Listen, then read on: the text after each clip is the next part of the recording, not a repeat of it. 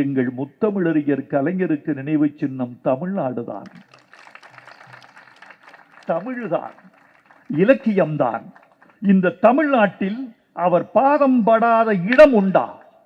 அவர் மனதுக்குள் புகுந்து வெளிவராத ஊர் உண்டா?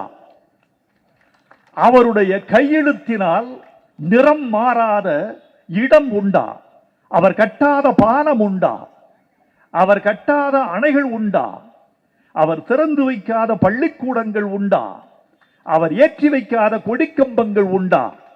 அவரால் உணவருந்தாத பிள்ளைகள் உண்டா? அவரால் பெருமை பெறாத தாய்க்குலம் உண்டா?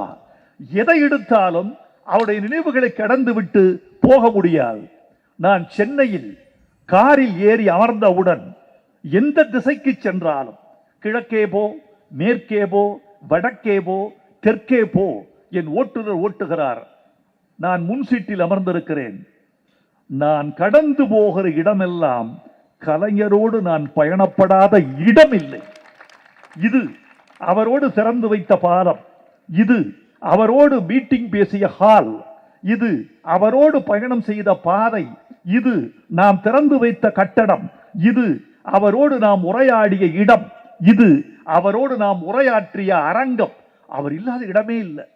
எனவே சென்னையை கழிக்கவும் கலைஞரை கழிக்கவும் என்னால் முடியவில்லை தோழர்களே.